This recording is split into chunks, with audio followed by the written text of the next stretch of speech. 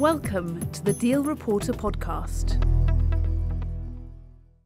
Hello, I'm Juliana Needham. With me is Eunice Ng to talk about Shire, and joining us on the phone from Paris is Emiliano Mellino to talk about Gulf Keystone. This week we've seen Meggitt's share price up on rumours emanating from Farnborough Airshow regarding a potential bid from US group United Technologies Corporation. There's also been chatter that Volkswagen is looking to move in on Fiat, but that's been largely denied by both companies. One of the biggest deals in Europe at the moment is AbbVie's bid for Shire. Eunice, you're here to talk about that. What's the rationale for AbbVie to do the deal? Tax, mainly. AbbVie would get around a 13% tax rate once it redomiciles when it acquires Shire, which is down from the 22% that it pays now. The other thing is that AbbVie would be able to diversify its pipeline.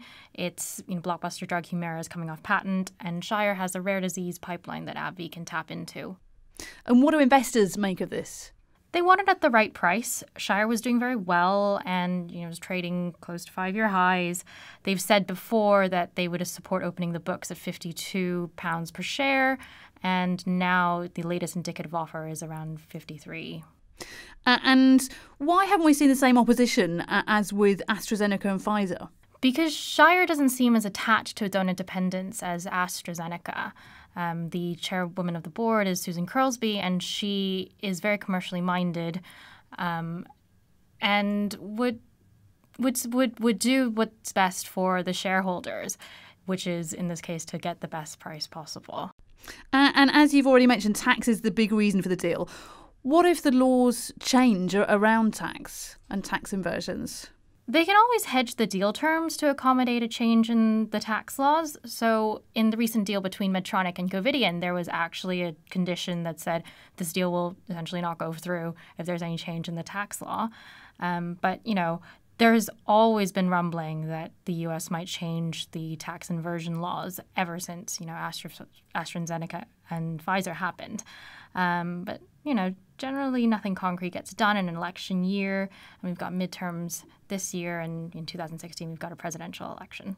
OK, thanks, Eunice. Now to Paris. Emiliano, you've been to Gulf Keystone's AGM.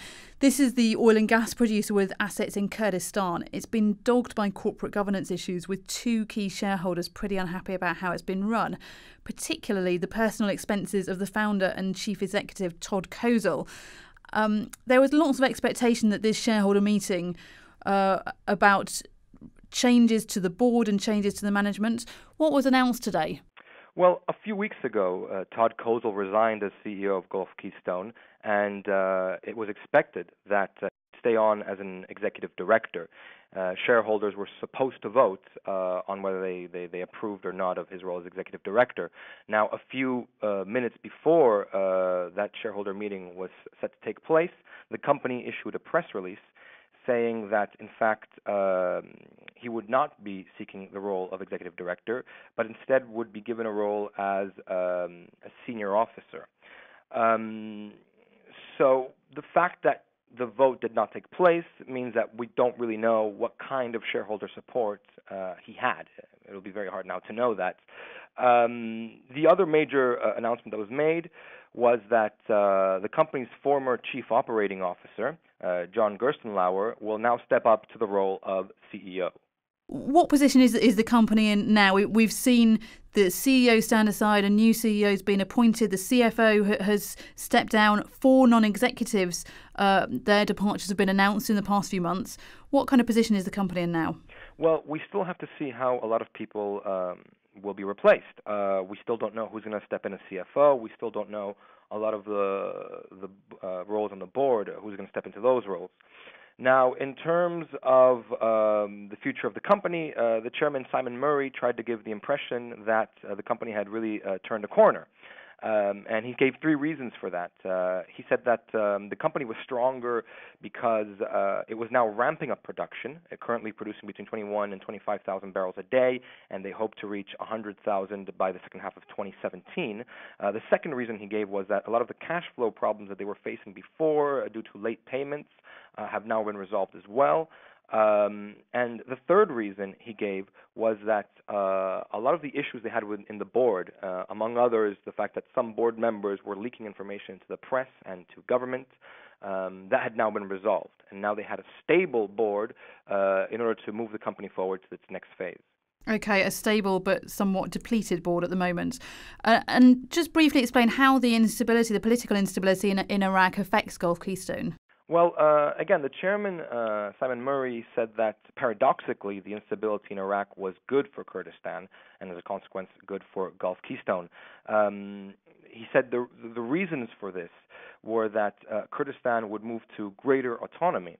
Now, this is important because now Kurdistan is a lot of its exports have started to go through Turkey, and he said that Turkey quite likes the fact that Kurdistan is there as a buttress. He also said that Kurdistan was a fortress that had a very strong army, and that some U.S. troops would likely move in there. But I would say it's naive to believe that it's not affected at all by the instability in the region. In fact, the CEO, John Gerstenlauer, said today that